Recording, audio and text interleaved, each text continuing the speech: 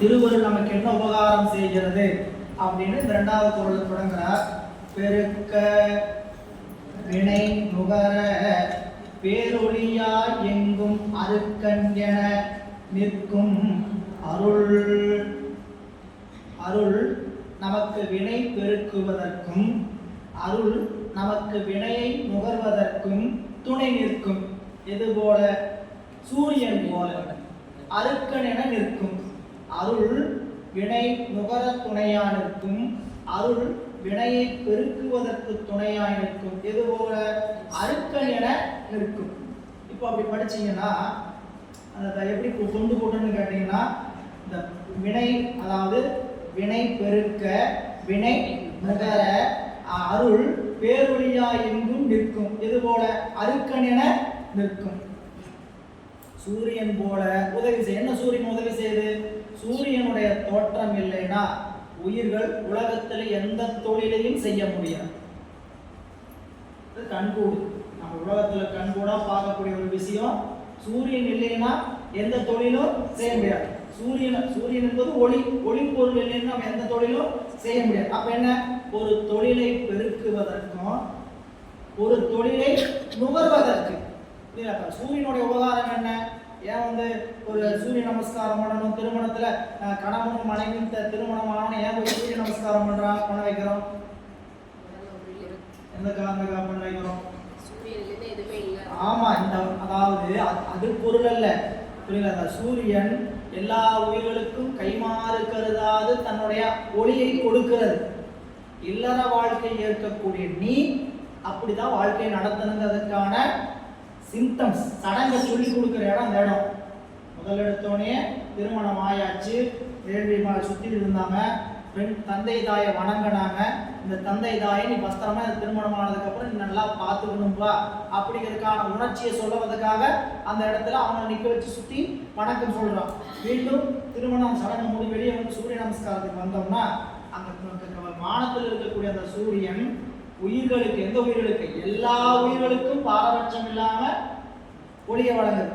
நான் இவங்களுக்கு தான் அடிப்பேன் அவங்களுக்கு தான் அடிப்பேன் டார்ச்சர் தனித்தனியா அடிக்கிறது இல்லை, எல்லா உயிர்களுக்கும் சரிசமமா வழங்குது இல்லையா? அதை உணர்த்தும் விதமாக இல்லற வாழ்க்கை ஏற்கக்கூடிய ஒரு ஆடவனும் பெண்ணும் எல்லா உயிர்களையும் சரிசமமா பழகணுங்கிற வாழ்க்கையை சொல்லி பழக்கிறது. அப்படி சொல்லித்தான் ஆரம்பிக்கணும். சடங்கை எதுக்காக செய்யறேன்னு தெரியாம போனாங்க போட்டாங்க தீபாவளி செஞ்சாங்க வந்துடக்கூடாது. அங்க அவங்கள்ட்ட சொல்லணும், இந்த சடங்கு நடப்பதற்கான காரணம் இதுதான். முடிச்சோடனே உள்ள வருவாங்க. வந்த போதே அங்க வாத்தியம் வாசிக்கிறதுக்கெல்லாம் எந்திரிச்சு வந்திருப்பாங்க. இந்த மேலக்காரர் நாதஸ்வரக்காரர் வந்திருப்பாங்க. இவங்க மீண்டும் மண்டபத்துக்கு வரும்போது வாசல் நின்று வாசிப்பாங்க. எதுக்கு வாசிக்கிறாங்க? அங்கேயே வாசிச்சு நேரம் வாசிச்சிருந்தாங்க. எதுக்கு இங்க வந்திருக்கிறாங்க? வந்தாங்கன்னா மணமகன் தன்னுடைய கையிலிருந்து தொகை எடுத்து அந்த நாதஸ்வரம் வாசிக்கிறவங்களுக்கும் இவருக்கும் தமிழ் வாசிக்கிறவங்களுக்கும் கொடுக்கணும். எதுக்காக கொடுக்கணும்னா, இறைவன் நாத வடிவத்தில் இருக்கிறான். முதல் நீ செய்கின்ற தர்மம் அறம் சிவபுண்ணியமாக அமைய வேண்டும் அப்படிங்கிற சடங்கை உணர்த்துவது. உள்ள நீங்க போனீங்கன்னா அப்படி கொடுத்து தான் போக சொல்லணும். அவங்க நிற்பாங்க, காசு வாங்குற அவங்களுக்கும் தெரியாது, காசு கொடுக்குற இவருக்கும் தெரியாது, ரெண்டு பேருக்குமே தெரியாது எதுக்காக செய்யப்படுதுன்ட்டு. ரெண்டு பேருக்குமே செய்ய வேண்டிய அவசியம். இறைவன் எல்லா தத்துவங்களையும் கடந்து எங்க இருக்கிறான்? நாதம். அந்த நாதம் தான் அங்க இருக்குது, புரியல? அப்ப நீங்க செய்யற முதல் தர்மமே என்ன?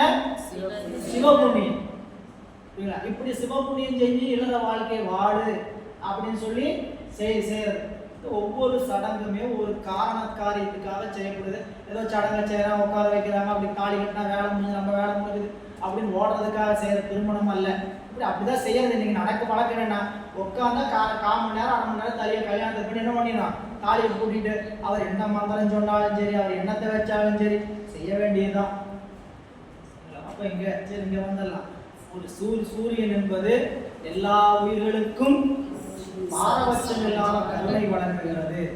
நாம் ஒரு தொழிலை செய்வதற்கும் நாம் ஒரு தொழிலின் வாயிலாக பயனை ரெண்டு சொல்லு, வினை பெருக்க வினை நுகர, அப்படி பொருத்தணும். வினையை செய்வதற்கும் வினையின் வாயிலாக வரக்கூடிய பயனை நுகர்வதற்கு. என்ன வினையின் வாயிலாக? சூரியன் அடிக்கிறதுனால தான் தாவரங்கள் வளருது, பயிர் வளருது, அதுல பச்சையம் நடந்து அந்த சத்தெல்லாம் கிடைச்சு நம்மளுக்கு உணவுப் பொருளா பயன்படுது. அப்ப சூரியன் இல்லை என்றால் வினை செய்யவும் முடியாது, பயனை அனுபவிக்கவும் முடியாது. அதுபோல திருவருள் உலக வாழ்க்கையில நமக்கு இறைவன் சக்தியின் வாயிலாக என்ன கொடுக்கிறாருன்னு கேட்டீங்கன்னா, வினையை பெருக்க வைக்கிறார். திருவதான சக்தியின் வாயிலாக வினையை பெருக்க வைக்கிறார். அந்த வினை பெருக்கி வினையை அனுபவிக்கவும் அந்த சக்தியின் வாயிலாக இருக்கிறது. அதனால அவருக்கு பேர் தாய். ஊற்றதனால அவருக்கு பேர் தாய். எதை ஊட்டுகிறார்? வினையை ஊட்டுகிறார். முதல்ல வினையை ஊட்டுறார், அப்புறம் எதை ஊட்டுறாங்க? அருளை ஊட்டுகிறார். முதல்ல வினையை ஊட்டினாலாம். வினையை ஊட்டுறதுக்கான நோக்கம் மருந்து கொடுக்குறாங்க அம்மா. ஏன் மருந்து கொடுக்கணும்? அம்மா மருந்து கொடுக்க வேண்டிய அவசியம் என்ன? ஐயா மருந்து கொடுத்தா நோய் நீங்கும். நோய் நீங்கினா தான் என்ன பண்ண முடியும்? உணவு நல்லா சாப்பிடும். இல்லை, உணவு சாப்பிடணும்னா நோய் நீக்கும். இப்போ நாம நோயில தான் கிடக்கிறோம். குழந்தைகளுக்கு நோய் வந்தா தாய் கொடுக்கிறார், நோயை நீக்கி உணவு கொடுக்கிறார்.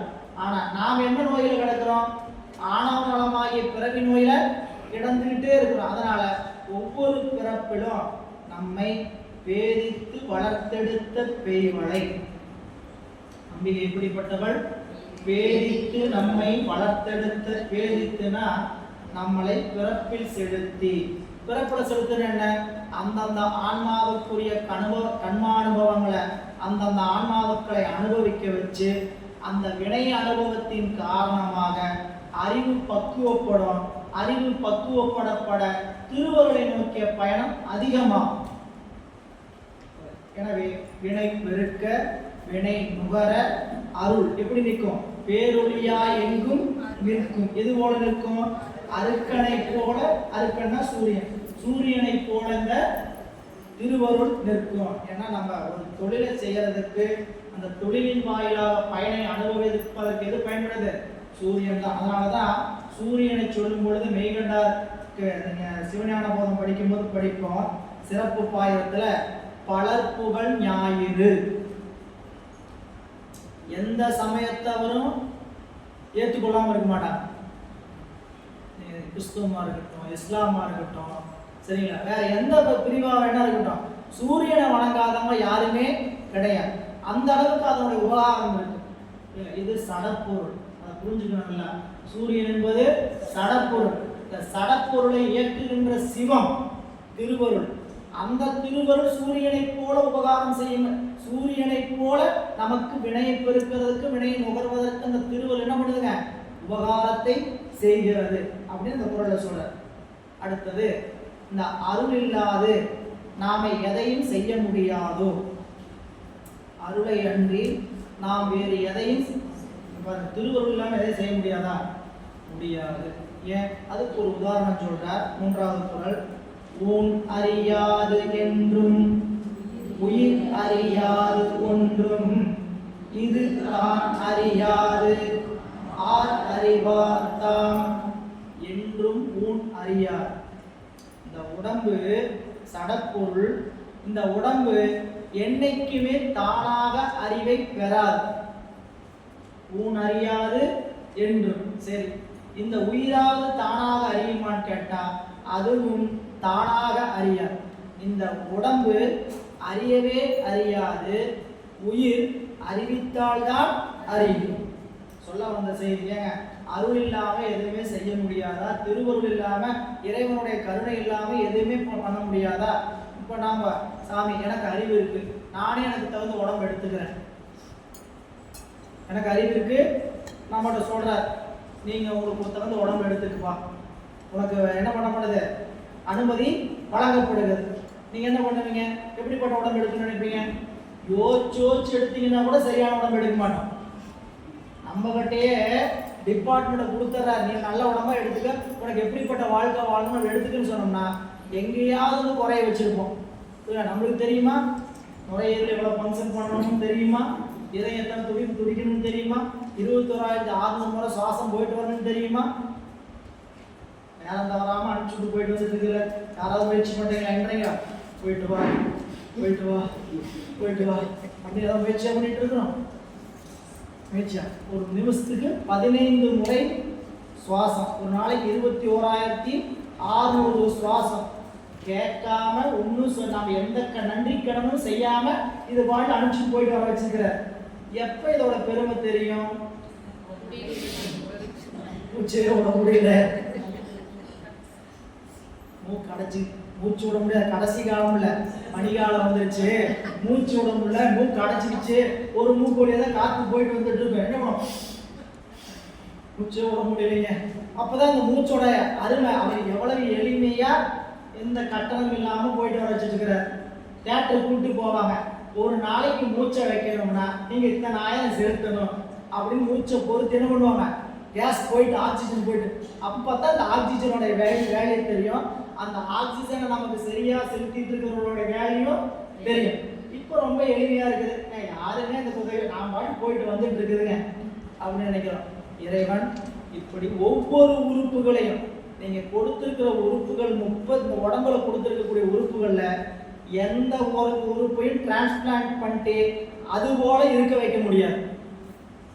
எதை வேணா மாத்திக்கலாம். இன்னைக்கு புரியல, மாற்ற முடியாது. இந்த உடம்புக்குள்ள கிடையவே கிடையாது. உலக நாகரிகம் எப்படி வந்துருச்சு, தொழில்நுட்பம் அறிவியல் விஞ்ஞானம் எப்படி வந்துருக்குதுங்க, எதை வேணா மாற்றலாம். இதயத்தை மாற்றலாம், இதய மாட்டு அறுவை சிகிச்சை, புரியல, சிறுநீரக அறுவை சிகிச்சை, முட்டி மாற்ற வச்சு முட்டி ரொபாட்டிக்கு அப்படின்னு சொல்லி ரொபாட்டிக் வந்தாச்சு, எல்லாம் வாங்கி வைக்கலாம். ஒரிஜினல் இருக்குமான்னு கேட்டா, இதை ஒன்று அறிவுல உணர்ந்தோம்னா கொடுத்துக்கக்கூடிய இந்த உடம்பு பேணி பாதுகாக்க வேண்டும். ஒரே ஒரு காரணம் தான், திருவருளை நாடுகின்ற காலத்துக்குள்ள இது என்ன பண்ணணும், பத்திரமா அது வரைக்கும் தவம் செய்வதற்கு துணையா என்ன பண்ணணும், பாதுகாக்கணும். இது காலம் போயிடுச்சுன்னா தவம் செய்யறதுக்கு உடம்பு ஒத்துழைக்காது. அறிவுக்குள்ள எவ்வளவு அப்ப என்ன இருக்கிற நாட்கள்லயே இந்த தவத்தை எல்லாம் நல்லா நீங்க முக்கியமா ஆன்மார்த்த தவம் செய்ய, ஆன்ம பூசை செய்ய போனீங்கன்னா தான் அந்த தவத்தை நம்ம எந்நேரமும் செய்துட்டு இருக்கலாம். உடம்பு முடியாம படுத்திருந்தாலும் புறத்துல தான் பூசை செய்ய முடியாது, தவிர அகம் எப்பொழுதும் பூசனை செய்து கொண்டே இருக்கும். அப்ப இங்க சூரியனுடைய உபகாரம் என்பதை சொல்லி அந்த திருவருள் சக்தி நமக்கு செய்யக்கூடிய உபகாரத்தை சொன்னவர், இந்த உயிர் ஒன்றையும் அறியாது, இந்த ஊன் என்றும் அறியாது, இதை கூட்டுபவன் யார், சிவம். ஊன் அறியாது என்றும் உயிர் அறியாது ஒன்றும் இவை இது தான் அறியாது ஆறறிவார்தான். இதை யாருக்காவது தெரியுமா? கீழே தெளிவுரை பாருங்க. இந்த உடம்போ அறிவற்ற நடப்பொருள், ஆகவே அது தனக்குரிய உயிரை அறிந்து சென்று சேர இயலாது. உயிரும் அகழிந்தாகிய ஆணவ மனத்தால் அறிவு மறைக்கப்பட்டுள்ளது. எனவே அறிவும் தனக்குரிய உடம்பை எடுத்துக்கொள்ள முடியாது. எனவே இந்த இரண்டையும், அதாவது இந்த உயிர் இந்த உடலை பெற வேண்டும் என்று அறிந்து கூட்டுவிப்பது யார்? அது திருவருளை அன்றி வேறு யாராக இருக்க முடியும்? இந்த குறளுக்கு ஒரு ஓமை உண்டு, அந்தக ஹீன நியாயம் பேர். அந்தக ஹீன நியாயம்.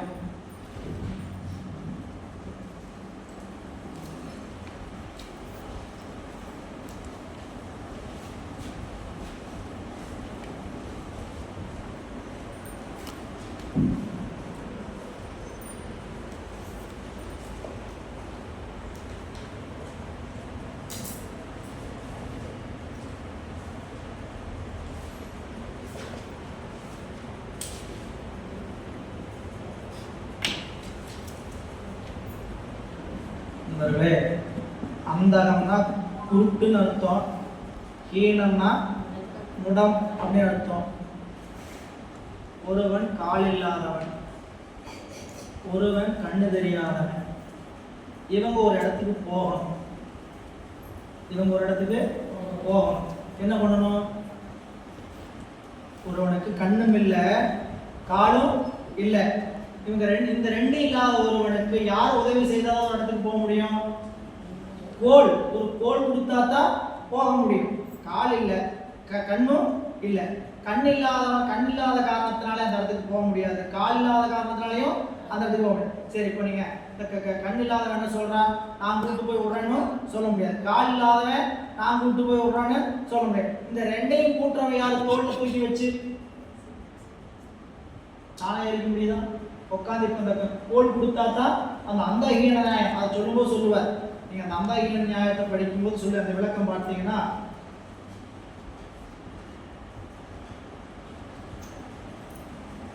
அந்தகன் அறிவில்லா உடல், ஹீனன் துணையின்றி உணரமாட்டா அறிவனாகிய ஆன்மா, குருடனும் உடவனும் கூடினார் அவர்கள் அறிந்து வழிநடத்துதல் போன்றதே கருவிகளுடன் கூடிய ஆன்மா செயல்படுவது. இதில் குருடன் தானே முடவன் இருக்கும் இடத்தை அறிந்து கூட முடியாது, முடவனுக்கோ குருடனிடம் தானே சென்று சேர முடியாது. இந்த நிலையில் இவர்கள் கூடி வழிநடப்பது எப்படி எனில், நல்காட்சியும் நடத்த சக்தியும் உடைய ஒருவன் இருவரையும் கூட்டி உதவினால் அன்றி இவர்கள் கூடி நலம் பெற முடியாது. இப்போ நீங்கள் ஒருத்தருக்கு கண் இல்லை, ஒருத்தருக்கு கால் இல்லை, 2 பேர் வேற இடத்துல 2 பேர் சேர முடியுமானா சேர முடியாது. இந்த கண் இல்லாதவன் போல நாம, குருடன் போல உடம்பு, உயிர் என்பது கண் இல்லாதது போல ஒருவன், உடம்பு இது போல கால் இல்லாத ஒருவனை போல உடம்பு, இது 2 கூட முடியுமா? இதை நம்ம எளிமையாக சொன்னார். நமக்கு சிவபிரகாசம் படிச்சிங்கன்னா, இந்த சடத்திரளும் அகர்த்தா, நம்மளுக்கெல்லாம் பேரு அகர்த்தா, எதையும் தானா செய்ய மாட்டோம், பிறர் அறிவிக்கத்தான் அறிந்து செய்வோம். எனவே அப்படிப்பட்ட நாமும் இந்த சடப்பொருளாகிய உடம்பு தானே கூடவே கூடாது, இதை கூட்டுவதும் ஒரு வேண்டும். அதனாலதான் கூட்டுவதும் கூட்டி பிரிப்பதும் ஒன்றொன்றை ஆட்டுவதும் ஆட்டி அடக்குவதும் காட்டுவதும் காட்டி மறைப்பதும் கண்ணுதலும் முன்னமைத்த ஏட்டின்படி என்று இரு. எனவே இந்த உயிர்களுக்கு இப்ப நாம எந்த செயலையும் நாம அறிந்து செய்ய முடியாது, திருவருள். ஆனா நமக்கு என்ன தோணுன்னு கேட்டீங்கன்னா, எல்லாம் நாம தான் செய்யறோம் தோணும். அதனால அதுக்கு இந்த உடம்புக்கு என்ன லட்சணம் இருக்கு, உயிருக்கு என்ன லட்சணம் இருக்கு, இந்த பாட்டை சொன்னார். ஊனறியாது என்றும் உயிரறியாது ஒன்றும். அதாவது இந்த உடம்பு என்னைக்கும் அறியாது, இந்த உயிரோ தானாக அறியாது. இப்படி தானாக அறிய மாட்டாத உயிரும் என்றும் அறியாத உடம்பையும் கூட்டுபவன் சிவன். புரியுங்களா? அப்போ இதை யார் அறிவார்? அந்த அறிவு உடைய அந்த செயல், அப்படி பெருமாள் தான் இதை செய்யறாங்க. திருவருள் நிற்கிறவனாலதான் அறிய முடியும். உலகியலாருக்கு என்னன்னா, எந்த காரியத்தை செய்தாலும் அந்த காரியம் நம்மளால தான் செய்யப்படுதுன்னு நினைச்சிட்டு இருப்பான். எனவே அப்படி சொன்ன போது இந்த ஆன்மாக்களுக்கெல்லாம் மயக்க உணர்வை ஏன் வந்துச்சு, திருவருளை அறிய முடியாமல் போனதுக்கு என்ன காரணம் அப்படின்னு சொல்றார். 4வது குறள் பாருங்க. பாலாளி மீன் ஆடும் பான்மைத்து அருள் உயிர்கள் மால் ஆளி ஆடும் மறித்து. இங்க ஒரு ஓமை. நாம ஏன் இந்த உலகத்துல மயக்கத்துல சிக்கி தவிக்கிறோம் அப்படின்னா, இந்த பார்க்கடல் இருக்கக்கூடிய மீன்கள் எல்லாம் தன்னுடைய பசிக்கு அந்த பாலையே சாப்பிடாம அந்த பார்க்கடல் இருந்தாலும் அங்க இருக்கக்கூடிய பூச்சிகளை தான் சாப்பிட போகக்கூடிய மயக்கத்தை உடையது. அது போல நம்ம அறிவு எப்படிப்பட்டது அப்படின்னு கேட்டீங்கன்னா, இந்த உலகத்துல அப்படித்தான் நம்ம இருக்கிறோம். நாம் எப்படிப்பட்ட இடத்துல இருக்கிறோம்? அருள் வெளியில தான் இருக்கிறோம். நம்ம இருக்கிற இடம் எங்க? அருள் வெளி. நம்ம எல்லாருமே அமர்ந்து இருக்கிற இடம், இந்த உலகத்துல சுத்துற இடம் அத்தனையும் என்ன இடம்? இறைவனுடைய அருள் ஆட்சிக்கு உட்பட்ட இடம். சரிங்களா? நீங்க இங்க இருந்து அமெரிக்காவுக்கு போயிட்டீங்க, நீங்க இங்க வேற ஒரு நாட்டுக்கு போயிட்டீங்க, அங்க இறைவனுடைய அருளாட்சி இல்லையா என்ன? இறைவனுடைய அருள் எப்படிப்பட்ட நிலை படிச்சோம்? வியாபக பொருள். அந்த வியாபகம் எங்கு நிறைந்திருக்கிறனால இதுக்கு போய் வியாபகம். அப்போ நாமளே எங்க இருக்கிறோம்? எங்க இருக்கிறோம்? அந்த அருள் வெளியில தான் இருக்கிறோம். நாம இப்போ நாம எங்க இருக்கிறோம்? இந்த கட்டடத்துக்குள்ள இருக்கிறோம். புரியல? இந்த கட்டடம் நீங்கிச்சுனாலும் நம்ம வெளிக்குள்ள, இங்க வெளிநடங்க இடைவெளி, இந்த வெளி ஆகாயமாக இடைவெளியில் தான் இருக்கிறோம். இந்த கட்டடமே இல்லைனாலும் நம்ம அங்கே தான் இருப்போம். புரியல? அப்போ இந்த உடம்புக்குள்ள இருக்கும் பொழுதும் அருள் வெளியில தான் இருக்கிறோம், உடம்பை விட்டு நீங்கிய போதும் அருள் வெளியில தான் இருக்கிறோம். நம்ம நிலை என்னன்னு கேட்டீங்கன்னா, அவனுடைய அருள் ஆட்சிக்குள்ளதான் நம்மளுடைய இருப்பு. இறைவன் வியாபகம், உயிர்கள் இறைவனுடைய வியாபகத்துக்குள் வியாபகம். முன்பே படிச்சோம், இறைவனோட வியாபகத்துக்குள்ளதான் உயிர் வியாபகம் அடங்கி இருக்குது. அப்ப நாம எல்லாருமே சிவபாவசாரத்தில் சொல்லும்போது சொல்லுவாரு, ஈசன் அடியில் இருக்கையிலே ஈசனை தேடி தேடி. நம்மள எங்க இருந்துட்டு இருக்கிறோம்? ஈசன் திருவடியில தான் இருக்கிறோம். எல்லாரும் அங்க இருக்கிறோம். ஆனா என்ன தேடிட்டு இருக்கிறோம்? ஈசனை தேடிக்கொண்டு இருக்கிறோம். ஈசன் அடியில் இருக்கையிலே ஈசன் அருளை தேடி எங்கே, அதனாலதான் இந்த சித்திரப்பாட சொன்னார், எங்கெங்கோ அலைகின்றார் ஞானத்தங்கமே, இருக்கும் இடத்தை விட்டு இல்லாத இடம் தேடி எங்கெங்கோ அலை. அவர் எங்க இருக்கிறார்? எங்கும் இருக்கிறார். அதனாலதாங்க நமக்கெல்லாம் ஒரு கோயில் ஒரு உருவத்தை பார்த்தாதான் பக்தி, புரியுங்களா? எதையும் பார்த்தால் பக்தி கொண்டவர்கள் ஞானிகள்.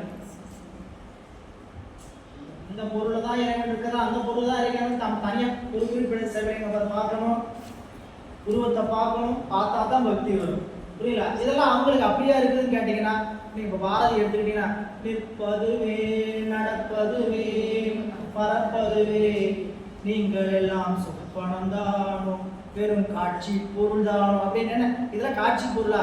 அத்தனையும் இறைவன் எங்கும் நீக்கம் நிறைந்திருக்கிறான். அவங்களுடைய பாதை எப்படின்னு கேட்டீங்கன்னா, இறைவனுடைய திருவருள் ஞாபகம் எங்கும் நிறைந்திருக்கிறது. அதனால இங்க பாலாளி ஆடும் ஆடும் பான்மைக்கு, பால் ஆடி மீன் ஆடும் பான்மை, பார்க்கடல்ல மீன் எப்படி இருக்குதோ அந்த தன்மை போல மால் ஆடி ஆடும் மாதிரி இந்த உயிர்கள்லாம் எப்படி இருக்குன்னு கேட்டா, பார்க்கடல் இருக்கக்கூடிய உயிர்கள் தனக்கு உணவுப் பொருளாக இருக்கக்கூடிய நல்ல பொருளாக இருக்கக்கூடிய பாலை வருகாமல் இழிவு பொருளாக இருக்கக்கூடிய எப்படி அந்த பூச்சிகளை தேடுதோ, அதுபோல திருவருள் வெளியில் இருக்கக்கூடிய நாம திருவருளை விட்டுட்டு திருவருளை உள்ள அடங்கி இருக்கக்கூடிய உலக பொருளை நாடகம், இது இழிவுன்னு சொல்ற. கீழே தெளிவுரை பாருங்க. உயிர்களாகிய நாம் திருவருளை ஆதாரமாக கொண்டு உள்ளோம். ஆயினும் அத்திருவருளை அறிந்து அனுபவியாமல் மாயாகாரியமாகி இழிவான உலகப் பொருள்களையே நாடி அதில் அக்கிடைக்கும் இன்பத்தையே பெரிதாக மதித்து மயக்கமாகிய கடலில் மீண்டும் மீண்டும் அழுந்துகிறோம். இது எது போல உள்ளதென்றால், பார்க்கடலில் வசிக்கும் மீன்கள் அவற்றின் பசிக்கு அப்பாலை உண்ணாமல் அக்கடலில் உள்ள புழு பூச்சிகளை விரும்புவது போன்று உள்ளது அப்படின்னு அந்த குரலை காட்ட நம்ம மீண்டும் தேநீர் இடைவேளைக்கு பிறகு சிந்திக்க தொடங்குவோம். பொருளில் தலையிலது போல் என்று சொல்லி அந்த அருள் நமக்கு சூரியனை போல வினையை பெருக்குவதற்கும் வினையை நுகர்வதற்கும் உதவி செய்கின்றது என்றும், நாம எதையும் செய்து கொள்ள முடியாதா என்றால் இந்த உடம்பு சடப்பொருள், உயிர் தானாக எதையும் அறிய முடியாத பொருள் என்பதனால இதனை கூட்டுவதற்கு திருவருள்தான் உதவி செய்ய வேண்டும். அதை ஆரறிவார் என்று 3வது குறளிலும், இப்படி இந்த உயிர்கள் அருளை அறியாமல் இருப்பதற்கான இழிவு நிலை என்ன என்றால், ஆற்கடலில் இருக்கக்கூடிய மீன்கள் தனக்கு பசிக்கான உணவை பாலை உண்ணாது அங்கு இருக்கக்கூடிய இழிவான பொருள்களை உண்பதை போல அருளினுடைய வெளியில் இருக்கக்கூடிய உயிர்கள் எல்லாம் அந்த அருளை அறியாமல் உலக மயக்கத்தில் இருப்பது வருந்தத்தக்கது அப்படின்னு காட்டினார். ஏன் இந்த ஆன்மா அருளை அறியல? ஆன்மா இந்த அருளை அறியாததற்கு என்ன காரணம் அப்படின்ட்டு 35வது பாடல்ல இது எது போன்றது அப்படின்னா அப்படிங்கிறது சொல்கிறார். அணுகும் துணை அறியா ஆற்றோனின் ஐந்தின் உணர்வை உணரா உயிர். இறைவனுடைய உபகாரத்தை ஏன் இந்த உயிர் உணரல அப்படிங்கிறது ஒரு ஓமே சொல்றார். நம்ம ஊரை விட்டு எங்கேயாவது ரொம்ப நெடுந்தொலைவில் போய் வேலை பார்க்குறோம். அங்க நம்மளோட நிறைய பேர் வேலை பார்க்குறாங்க, ஊரை விட்டு வந்து வேலை பார்க்குறாங்க. நாம அங்க இருந்துக்கிட்டு நமக்கு துணை யாருமே இல்லை அப்படின்னு நினைப்போம். பேருந்துல போறோம், 50 பேர் பிரயாணம் பண்ணிட்டு இருக்கிறாங்க. என்ன நினைப்போம்? தனியா தான் போறோம். ஏன் தனியாங்கிறது இங்க என்ன? எங்க கூட யாரும் துணை இல்லை, எனக்கு துணையா யாரும் இல்லை. இப்போ ஒரு வழிபோக்கன் நெடுந்தொலைவில் வழியில போகும்போது, இப்போ பாத யாத்திரை போறோம், பாத யாத்திரை போகும்போது நம்ம கூட பாத யாத்திரைக்கு வர பக்தர்கள் எல்லாம் கூட வந்துட்டு இருக்கிறாங்க. ஆனா நம்மள நினைப்பு எங்க போகுது? முருகப்பெருமான்ட்டு இருக்கணும். ஆனா அது அப்படியா இருக்குதுன்னு கேட்டா இருக்காது. சிவபெருமான நினைச்சிருக்குதான்னு கேட்டா இருக்க. யார் நினைச்சிட்டு இருக்குது? வீட்டுல அவங்க என்ன பண்றாங்களோ, பொண்ணு என்ன பண்றாங்களோ, பையன் என்ன பண்றாங்களோ. வீட்டுல பொண்ணு படிக்க போறான், பள்ளிக்கூடமோ கல்லூரிக்கோ போயிட்டு வரான். கல்லூரி பேருந்துல வர்றாங்க. கல்லூரி பேருந்துல வரும்போது ஒரு நாள் கல்லூரி பேருந்து வரல, ஏதோ ஒரு காரணத்தினால. பேருந்து ஏறி போறாங்க. தனியா போற பார்த்து போடி. தனியாவா போறாங்க? இல்ல, கூட வர துணை எல்லாம் பெருந்துணையா அவங்களுக்கு தெரியும். அப்போ நம்ம வாழ்நாள்ல நமக்கு நீங்காம வருகின்ற துணைகள் எல்லாம் இல்லை என்று நினைந்து கொண்டு இருக்கிறோம். நம்ம கணவன், மனைவி, இவங்கெல்லாம் நம்ம பசங்க, இவங்க தான் நமக்கு இருக்கக்கூடிய துணை, அவங்கள விட்டு நம்ம நீங்கி நிற்கிறோம் அப்படின்ட்டு வேற யார் துணை இருந்தாலும் அவங்க துணை இல்லைங்கிற நினைக்கிறது போல உலகத்தில் இருக்கக்கூடிய எல்லா சுற்றங்களுக்கு மேலாக ஒரு சுற்றமாக இறைவன் இருக்கிறான். அவன் எப்படிப்பட்ட துணை? தோன்றா துணை. அப்படி தோன்றா துணையா இருக்கக்கூடிய இந்த இறைவனை இந்த உயிர்கள் அறிவதில்லை. அணுகு துணை அறியா. நம்ம விட்டு நீங்காம 24x7 ஒருத்தர் இருக்கிறார்னா அது இறைவன் மட்டும்தாங்க. சரிங்களா? நம்ம வீட்டுல எப்படிப்பட்ட துணையா வேணா இருக்கட்டும், எல்லா நேரமும் கூட இருந்துட்டு இருக்க முடியும்? எல்லா நேரமும் கூட இருந்துட்டு இருக்க முடியாது. அம்மாவா இருக்கட்டும், அப்பாவா இருக்கட்டும், அண்ணனா இருக்கட்டும், தம்பியா இருக்கட்டும், எந்த உறவாக இருந்தாலும் என்ன பண்ண முடியாது? 24x7 இருக்க முடியாது. இறைவன் ஒருவன் தான் எந்நேரமும் தோன்றா துணை. அப்ப அதை உணரதில்லைங்கிற கீழே தெளிவுரை பாருங்க. தனக்கு பின்னால் சமீபத்திலேயே துணையாக வருபவனை அறியாத வழிபோக்கனை போலவும், நம்முடைய காட்சிக்கு துணையாக நிற்கும் ஆன்மாவை அறியாத ஐம்பொறிகளை போலவும், தனக்கு துணையாக நிற்கும் ஞானமாகிய அருளை ஆன்மா உணர்வதில்லை. இறைவன் உயிர்களுக்கு தோன்றா துணையாகவும் வாழ்முதலாகவும் உள்ள அருமையை உயிர்கள் அறியவில்லை என்பதை 2 எடுத்துக்காட்டுகளால் இக்குறள் என்பார் தெளிவுபடும். என்ன 2 எடுத்துக்காட்டு? ஒன்று, கூட வரக்கூடிய துணை. 2வது, 5 நம்ம காட்சிக்கு துணையா இருக்கக்கூடிய ஆன்மாவுக்கு ஐம்பொறிகள். இந்த ஆன்மாவுக்கு ஐம்பொறிகள் இருக்கு. இந்த ஐம்பொறிகள் அறியும் போது இந்த ஐம்பொறிகள் எப்படி தெரிஞ்சுக்குது? கண் பார்க்குதுங்க. இந்த கண் ஒரு பொருளை பார்க்கும்போது இந்த உயிர் தான் எனக்கு காட்டுது அப்படின்னு நினைக்குதா? நினைக்க முடியாது. ஏன் நினைக்க முடியாது? அது சடப்பொருள். சரிங்களா? அப்ப அதுக்கு உயிர் தான் துணை பொருள் தெரியல. நமக்கு காட்சிக்கு பார்வைக்கு எது துணை பொருள்? உயிர் தான் துணை பொருள் தெரியல. உயிர் ஒன்றை துணை நின்று அறிவிக்காமல் இந்த சடப்பொருள் ஒன்றையும் அறியாது. கண்ணோட உயிரினுடைய அறிவு ஒட்டில் இருந்தாதான், ஒன்றுபட்டு இருந்தாதான் ஒரு காட்சி நம்ம தெளிவா புரிந்து கொள்ள முடியும். புத்தகமே படிச்சுட்டு வரீங்க, புரியல? புத்தகத்தை படிக்கும்போது ஆழ்ந்த கண்ணும் உயிரும் ஒன்றித்திருந்தா மட்டும்தான் காட்சி நிகழும். அறிவு ஒன்றலைன்னா புத்தகத்துல வரிகள் பாதி படிக்காம ஓடிட்டே இருக்கும். எல்லாரும் தான் படிக்கிறோம், எல்லாரும் தான் கேட்கிறோம், யூடியூப் போட்டு கேட்கிறோம், வகுப்பை யூடியூப்லேயே கேட்டுக்கலாம் அப்படின்னு கேட்டலாமா என்ன? ஒருபோதும் பதியாது. சரிங்களா? 10 நிமிஷம் பதியும், அதிகபட்சம் 5 நிமிடம் பதியும். யூடியூப்ல நம்ம வகுப்பு கேட்க வேண்டிய அவசியம் என்னன்னு கேட்டீங்கன்னா, ரீகால் பண்ணலாம், நம்ம சந்தேகத்தை தெளிவுபடுத்துறதுக்கு பயன்படுத்தலாமே தவிர சரி வகுப்புக்கு போகலைன்னா என்னப்போ யூடியூப்ல பார்த்துருவோம் அப்படின்னு பார்த்துக்கலாமான்னு கேட்டா, பார்த்தா 15 நிமிடம் தான் நம்ம அறிவு தங்கும்.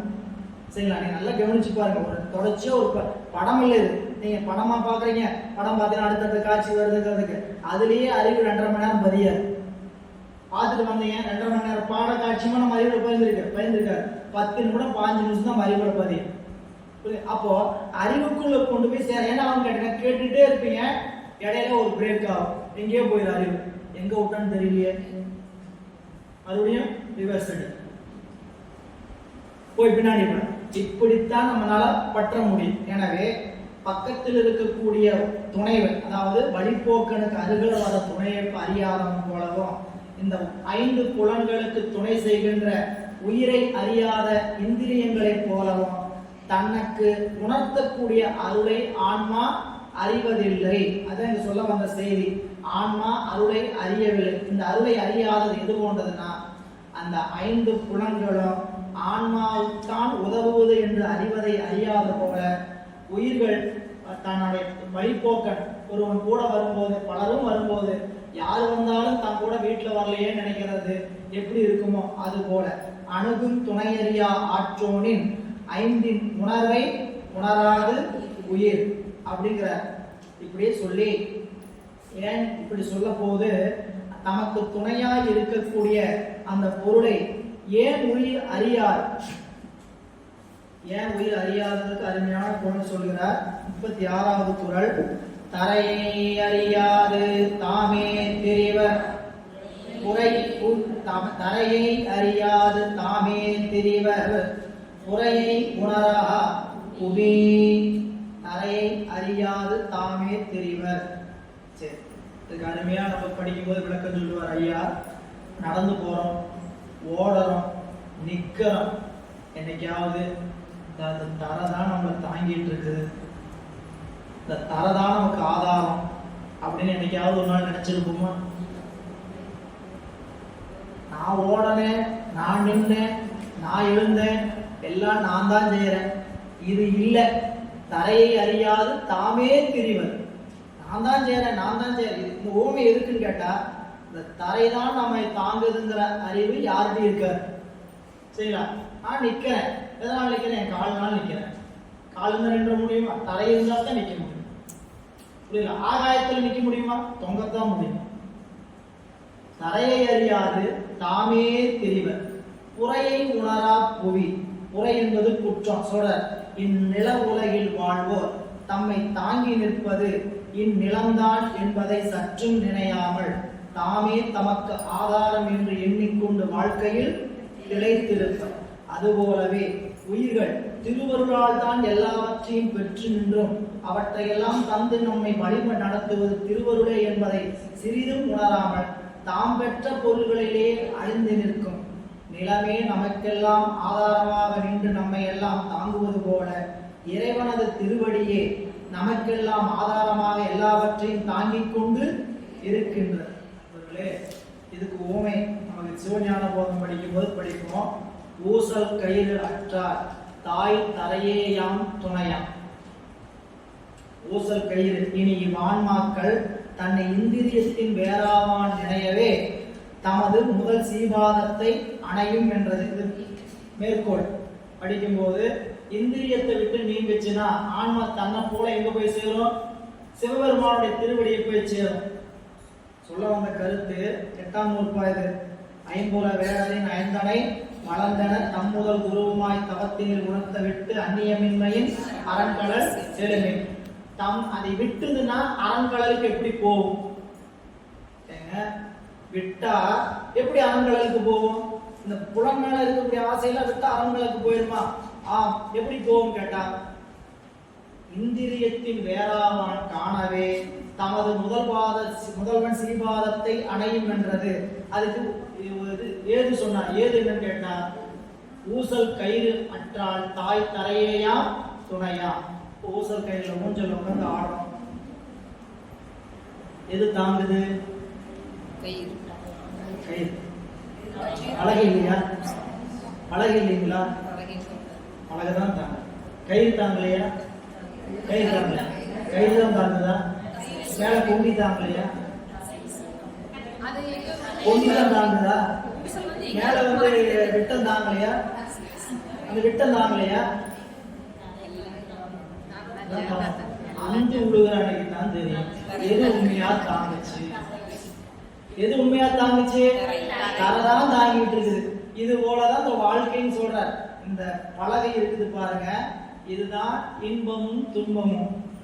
இந்த பலகை தான் இன்பமும் துன்பமும். இந்த பலகை ஊஞ்சல் பலகை, இந்த பலகையை தாங்கிட்டு இருக்கக்கூடிய சங்கிலி தான் மாயாமலம்.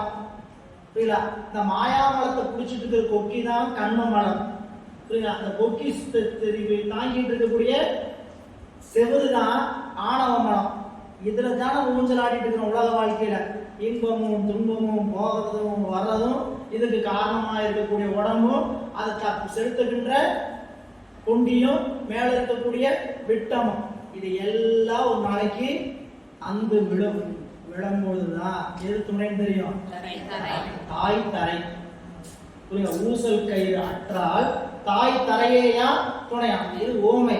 என்ன சொல்ல வந்தான்னு கேட்டா, இப்ப எனக்கு நான் யாருனால வாழ்ந்துட்டு இருக்கிறது தெரியுங்களா? என் கணவன் இல்லைன்னா நான் இல்லைங்க, என் பிள்ளை இல்லைன்னா நான் இல்லைங்க, அவன் தான் எல்லாமே. இல்லைங்களா? இல்லைங்க, எனக்கு யாரும் துணையில, நான் இல்லைன்னா என்னை பார்த்துக்கிறதுக்கு ஆளே இல்லை, என்ன வேணா சொல்லலாம். புரியுங்களா? இந்த ஆதாரம் எல்லாம் ஒரு நாளைக்கு இல்லாம போச்சுன்னா தான் தெரியும். புரியல? இப்போ யாரை நீங்க நம்பி அவர் தான் எனக்கு எல்லாம், அவங்க தான் எல்லாம், எங்க அப்பா இல்லைன்னா நான் என் வாழ்க்கையில, அப்படி யாரையெல்லாம் நம்ம வாழ்க்கையில உயர்வா நினைச்சு அவங்க எல்லாம் என்ன நினைக்கிறோமோ, அவங்க இல்லாத அன்னைக்கு என்ன நடக்குங்கிறது அப்பதான் தெரியும்.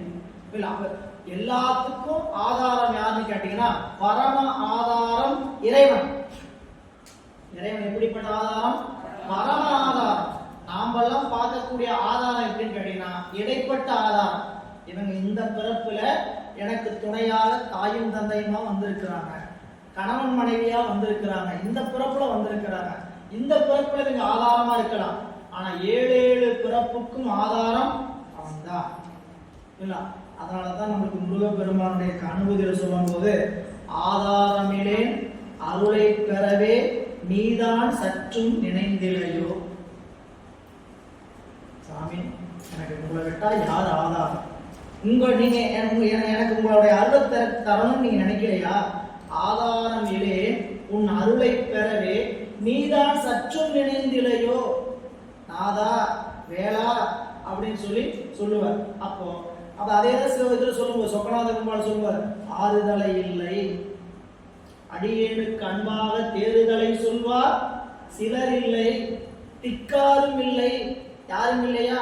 நீங்க உட்காந்து பாடணும் எப்படிப்பட்டதுன்னு கேட்டீங்கன்னா, குருமகா சன்னிதானம், திறமை ஆதீனத்துடைய முதல் குருமகா சன்னிதானம், ஸ்ரீ குருமகா விஞ்ஞான சம்பந்த பரமாச்சாரிய மூர்த்தி. அவங்க அப்படிப்பட்ட ஒரு இடத்துல இருக்கிறாங்கன்னா அவங்க சுத்தி எத்தனை சீடர் இருப்பாங்க? சீடர்னா எப்படி? நீ மற்ற சுற்றங்களை போலவா? சீடர்னா குருநாதருக்காக எதை வேணா செய்யக்கூடிய சீடர்களாக இருக்கக்கூடியவங்க. அப்படிப்பட்டவங்களா சுத்திட்டு இருந்தாலும் என்ன சொல்லிட்டு இருப்பாரு? ஆறுதலை இல்லை அடியேனுக்கு அன்பாக தேறுதலை சொல்வார் சிலர் இல்லை, திக்காரும் இல்லை. யார்? வேற யாரும் இல்லை. பெருமானே, நின் தாழ் துணை சொக்கனாதான். யார் எனக்கு ஆறுதலைன்னு கேட்டா, 6 தலைதான் ஆறுதலை. பெருமான், முருகப்பெருமான். அப்படி இங்க சொல்லும் பொழுது இந்த பாடல்ல சொல்ற, தரையை அறியாது தாமே திரிவர் யார்? புறையை உணரா புவி. நம்மை விட்டு நீங்காமல் இருக்கக்கூடிய அந்த பெருமான். உயிர்கள், இந்த புவி என்பது உயிர்கள். புறையை உணரா, தன்னை விட்டு நீங்காமல் இருக்கக்கூடிய திருவருள். புறை என்பதற்கு தம் அறிவிச்சை செயலுக்கு ஆதாரமாக இருக்கக்கூடிய திருவருள். புறை அப்படிங்கிறது, புறை என்பது குற்றம் ஒரு பொருள் இருக்குது. இந்த இடத்துல நம்மை விட்டு நீங்காம ஆதாரமாக இருக்கக்கூடிய திருவருள். 37வது செய்யுள். மலை கெடுத்தோர் மண் கெடுத்தோர் வான் கெடுத்தோர் ஞானம் தனை தலை கெடுத்தோர் தற்கேடர்தாம். 4 உவமை சொல்கிறார் இந்த பாடல்ல. மலையை கெடுத்தவன், மண்ணை கெடுத்தவன், வானத்தை கெடுத்தவன், ஞானத்தை கெடுத்தவன். என்ன கெடுத்தவர் கெடுத்தவன் சொல்லியிருக்கிறாங்க? என்ன அப்படின்னு கேட்டீங்கன்னா, இங்க கெடுத்தவர் அப்படிங்கிற சொல்லுக்கு என்ன பொருள் கேட்டீங்கன்னா, திருவருளை உணராதவர்கள், திருவருளினுடைய இருப்பை உணரா. கெடுத்தோர்னா இருப்பை உணராதவன். இந்த இடத்துல கெடுத்தோர்ங்கிற சொல்லுக்கு என்ன பொருள்? இருப்பை உணராதவன். அதாவது நான் இப்ப எங்க உட்காந்துட்டு இருக்கிறேன்? மலை மேல உட்காந்துட்டு இருக்கிறேன். மலையில தான் இருக்கிறேன்னு எனக்கு தெரியல. மலை கெடுத்தோர், மலையினுடைய இருப்பை உணராதவன். மலை கெடுத்தோர், வான் கெடுத்தோர், பிறகு மண் கெடுத்தோர். மண் கெடுத்தோர்னா நிலத்துலதான் வாழ்ந்துட்டு இருக்கிறேன், நிலத்தினுடைய அருமைப்பாடு தெரியல, இருப்பை உணரல. மலை கெடுத்தோர், மண் கெடுத்தோர், வான் கெடுத்தோர். வான உலகத்துலதான் உலாவிட்டு இருக்கிறேன், வானத்தினுடைய இருப்பை உணரல. இப்ப 3 இடம் சொல்லியிருக்கிறார். மலை, மண், வான். இந்த 3 உலகவாசிகளை குறிப்பது. கீழ், நடு, மேல் உலகத்துல வாழக்கூடிய வாசிகளை குறிப்பது. இப்படி எல்லாம் இருக்கக்கூடியவங்க நான் எதனுடைய ஆதாரத்தில் எதனுடைய இருப்பில் இருக்கிறேன்னு உணராதவர்கள் எப்படிப்பட்டவர்னா ஞானம் தலை கெடுத்தோர். ஞானம் தலை கெடுத்தோர் அதாவது தம் அறிவதற்கு அறிவாக இருக்கக்கூடிய திருவருளை உணராதவர். மேல சொன்னவங்க மற்ற நிலையில உலகில் இருக்கக்கூடியவர்கள் அந்தந்த உலகத்திலிருந்து கொண்டு அந்தந்த உலகத்தினுடைய தன்மையை உணராதவர்கள், இருப்பை உணராதவன். அதுபோல ஞானத்தில் இருந்து கொண்டு அதனுடைய இருப்பை உணராதவன். இவங்கெல்லாம் என்னன்னு கேட்டீங்கன்னா தற்கேடத்தாமே, தனக்குத்தானே கேடு சூழ்ந்து கொண்டவர்கள். அவங்களாம் ஒரு பேர் வச்சுட்டார். என்ன பேரு? தற்கேடர். அப்படின்னா உனக்கு நீயே கேடு சூழ்ந்துட்ட. அதனாலதான் மனிதர் சொல்லுவார், சூழ்கின்றாய் கேடு நெஞ்சமே, வாழ்கின்றாய் வாழாத நெஞ்சமே, வல்வினைப்பட்டு. எப்படி வாழ்ந்துட்டு இருக்கிறது தெரியுமா? வாழ வேண்டிய வாழ்க்கை வாழாம வல்வினைப்பட்டு வாழ்ந்து கொண்டு இருக்கிறார். வாழ்கின்றாய் நெஞ்சமே வல்வினைப்பட்டு, ஆள்கின்றாய் ஆளாமல் காப்பானை ஏத்தாய். நீ போய் துன்பத்தில் ஆடுற, அந்த துன்பத்திலிருந்து காக்கக்கூடிய பொருள் ஒருத்தர் இருக்கிறான் சிவபெருமான், அவனை ஏத்தார். வாழ்கின்றாய் வாழாத நெஞ்சமே வல்வினைப்பட்டு, ஆள்கின்றாய் ஆளாமல் காப்பானை ஏத்தாய். என்ன செய்கின்ற? சூழ்கின்றாய் கேடு. உனக்கு சொல்கின்றேன் பல்கால். நான் கெஞ்சி கேட்கிறேன், பலகாலம் சொல்றேன். வீழ்கின்றாய் நீ அவல கடலாய வெள்ளத்து. அந்த இடத்துல சொல்லுவார், என் கேடென்றனக்கு சூழ்ந்தேனே. இதுல சொல்லும்போது சொல்லுவார், திருச்சதத்தில் சொல்லும்போது சொல்லுவார், நானே எனக்கு நானே கேடு சூழ்ந்துருக்கேன். எப்படின்னா எனக்கு துன்பம், துன்பத்தை நீக்கிறதுக்கு என்ன பண்ணணும்? துன்பத்தை நீக்கிற பொருளை தான் நாடணும். மீண்டும் துன்பத்தையே நாடக்கூடாது. துன்பம் நீக்கிறதுக்கான பொருள் ஒன்று இருக்குது, அந்த பொருளை நாடாம துன்பத்தையே நீக்கலாம், துன்பத்தையே நாடலாமான்னு கேட்டா இது எது போலன்னு கேட்டீங்கன்னா, தலை சொரியுதுன்ட்டு கொல்லிக்கட்டை எடுத்து சொரியணும். தலை பிச்சுக்குதுன்ட்டு நெருப்பு கட்டை எடுத்து என்ன பண்ண வேண்டியது?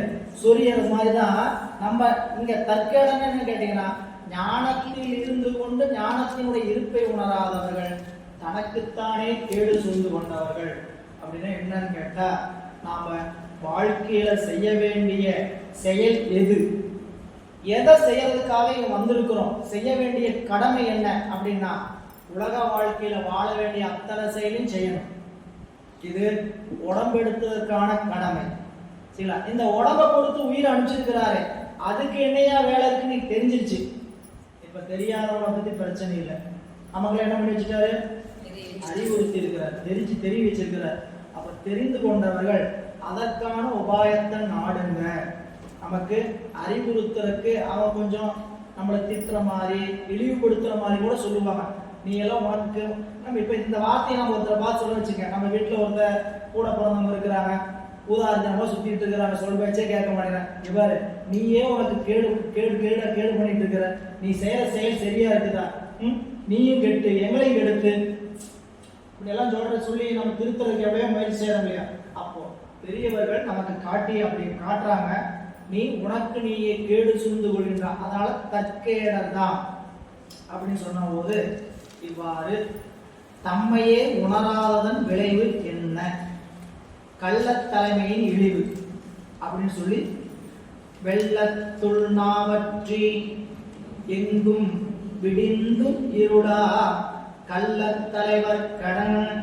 வெள்ளத்துள் நாவற்றியும் எங்கும் விடிந்தும் இருளா. ரெண்டு ஓமைங்க பாட்டுல. வெள்ளத்துள் நாவற்றியும் எங்கும் விடிந்தும் இருளா. இப்ப நான் எங்க நிக்கிறேன்? தண்ணிக்குள்ள நின்றுட்டு இருக்கிறேன். என்ன சொல்றேன்? தாகமா இருக்கு. சரிங்களா? விடிஞ்சு வெளிச்சம் வந்தாச்சு. சரிங்களா? எனக்கு இருட்டா இருக்கு. இது யாருக்குன்னு கேட்டா, கள்ள தலைவர்களுக்கு அப்படின்னு ஒரு பேர் வைக்கிறார். யார் அந்த கள்ள தலைவர்? நல்ல தலைவரை கை கொள்ளாதவனுக்கு பேர் கள்ள தலைவர்னு பேர். அப்படின்னா எந்த செயலை செஞ்சாலும் அதை நான் தான் செய்யறேன்னு செஞ்சு முனைப்போட செய்யறவங்களுக்கு பூரா கள்ளத்தலைவர். இதை கொஞ்சம் புரியுற மாதிரி வச்சுக்கோங்க. இப்ப நீங்கன்னா உங்களையும் என்னையும் சேர்த்தி தான். நீங்க பாடம் சொல்லும் போதெல்லாம் நீங்கன்னா நாங்கெல்லாம் அப்படியே அங்க நீங்கி நிக்கிற நினைப்புல இல்லை. புரியுதுங்களா? சொல்லும் போதே அந்த முனைப்பு இருக்கக்கூடாது. எனவே திருவருள் நம்மளுக்கு ஒரு பொருளை நான் ஒரு காரியத்தை செய்யறோம், அந்த காரியத்தினால ஒரு பயன் விளையுது. அந்த பயன் விளையும் போது இந்த காரியத்தை செஞ்சது யாரு? நான் தான் செய்யறேன், பயன் விளைஞ்சது. இதற்கான காரணம் நான் தான். ஒரு வேலையை செஞ்சேன், வேலையில வெற்றி வந்துருச்சு. இந்த வெற்றி அடைஞ்சதுனால யார் காரணம்? நான் தான் காரணம். ஆனா ஒரு செயலை நாம செய்யவே இல்லை. அந்த செயலுக்கான வெற்றி நம்மளை தேடி வந்துருச்சு. வந்தோட என்ன சொல்றது? என்னன்னு தெரியலீங்க, எனக்கு எப்படி வந்ததுலாம் தெரியாது, அது சாமியோட திரு அப்படி சொன்னோம்னு கேட்டா, என்னைக்கோ ஏதோ பண்ணி வச்சிருக்கிறேன் அதனால வந்திருக்குது. இல்ல, இன்னும் நாம செய்யாததுக்கெல்லாம் நாம தான் தலைமைன்னு நினைச்சுக்குவோம். செஞ்சதுக்கான வெற்றி வந்தாவே முனைப்பு வரக்கூடாது. செய்யாததுக்கு நான் தான் தலைவன். வீட்டுல புரிஞ்சுக்கிறதுக்காக சொன்ன வச்சுங்க, இன்னைக்கு எங்க அம்மா சமைக்கல, இன்னைக்கு அவங்க வெளியே போயிட்டாங்க, புரியுதுங்களா? எங்க வீட்டுல நான் சமைக்கிறேன், சமைச்சு சாப்பிட்றேன். சமைச்சு சாப்பிட்டோன்னே சாப்பிடும் போது சாப்பாடு எப்படி இருந்தது? நல்லா இருந்ததா? வீட்டுல கேட்கறாங்க, அவங்க வெளியில இருக்கிறாங்க, என்ன நீங்களே செஞ்சு சாப்பிட்டீங்களா, அம்மா செஞ்சு சாப்பிடலையா? இல்ல வீட்லயே செஞ்சு கொடுத்துட்டு இருந்தாங்க, வீட்டுல வெளியூர் போயிட்டா நான் செஞ்சு சாப்பிட்டேன். செஞ்சு சாப்பிட்டோன்னே நல்லா இருந்தா, நல்லா தான் இருக்கும், நான் சொல்லி கொடுத்த மாதிரி தான் நீங்க செஞ்சிருப்பீங்க.